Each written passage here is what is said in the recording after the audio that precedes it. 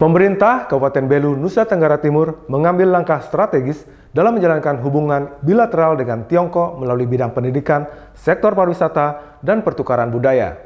Perjanjian kerjasama ini dikukuhkan melalui penandatanganan sejumlah perjanjian dengan Provinsi Jiangxi, Tiongkok. Terciptanya kerjasama antar kedua belah pihak sebagai upaya memperkuat sumber daya manusia yang berkompetensi, terkhusus di bidang pendidikan.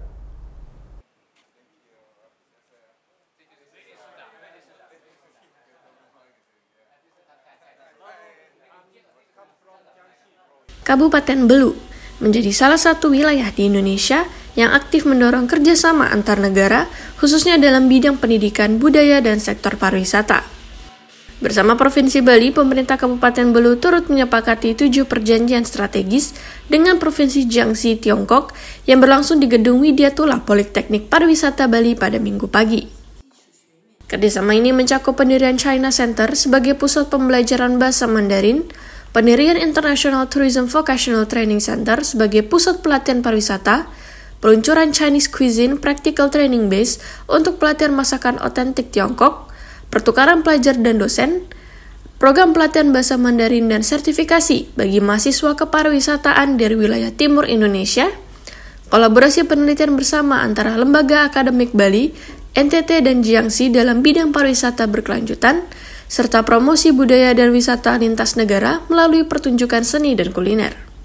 Bupati Belu Willy Brodusley menekankan pentingnya kerjasama ini sebagai upaya mendorong peningkatan kualitas pendidikan dan kapasitas sumber daya manusia yang lebih kompeten, terkhusus di daerah perbatasan Kabupaten Belu.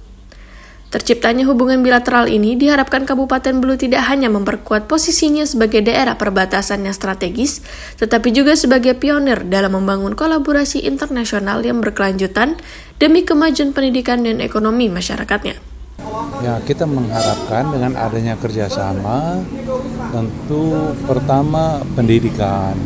Pendidikan saya rasa bahasa Mandarin saat ini juga menjadi sangat penting untuk pergaulan internasional, dan kami di batas juga bisa masyarakat di perbatasan juga bisa belajar bahasa Mandarin, sehingga hubungan yang ada di perbatasan, saya lihat di Timor Leste banyak juga orang dari Tiongkok datang di Dili.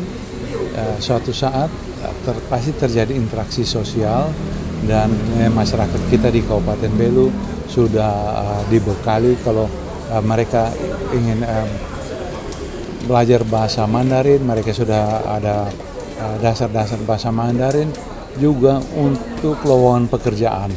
Sekarang saya lihat lowongan pekerjaan banyak sekali terbuka, yang mana negara-negara yang menggunakan bahasa Mandarin cukup banyak. Jadi dengan adanya kerjasama ini memudahkan Kabupaten Belu, terutama masyarakatnya, untuk menjadi masyarakat internasional. Ya. Sementara itu, Deputy Minister of the Propaganda Department of the Jiangxi Provincial Party Committee, Mr. Xiong Kongjun, berkomitmen untuk menindaklanjuti hasil pertemuan ini dengan melakukan evaluasi terhadap kekuatan dan tantangan dalam pelaksanaan kerjasama antar lintas negara ini. Pihaknya juga akan aktif berkomunikasi dengan pihak-pihak di Bali dan NTT guna memastikan keberlanjutan program dan hasil yang optimal.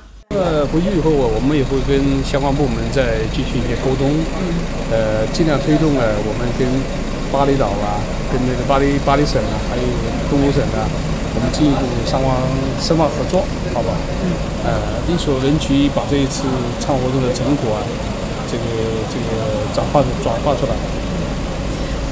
Untuk hal positif yang bisa didapatkan, kebetulan hari ini rapatnya diikuti dari Provinsi Bali dengan instansi terkait dan juga Provinsi Nusa Tenggara Timur instansi terkait. Kami sudah melakukan percakapan secara mendalam, secara intim kepada dua provinsi tersebut, sehingga nanti ke depannya setelah kami kembali ke China, kami akan lebih berpikir lagi bagaimana menyelesaikan dari hasil diskusi yang sudah kita lakukan secara mendalam, termasuk evaluasi dari acara kerjasama dan peresmian hari ini. Momentum peresmian perjanjian kerjasama ini ditandai dengan pemukulan gong oleh Menteri Propaganda Provinsi Jiangxi, Tiongkok, Lu Xiaoqing, serta dihadiri oleh perwakilan dari Kementerian Pariwisata Republik Indonesia dan pemimpin lembaga pendidikan dari Bali dan NTT. Dengan adanya hubungan bilateral ini, diharapkan dapat menjadi jembatan menuju pembangunan yang inklusif dan berkelanjutan di wilayah timur Indonesia.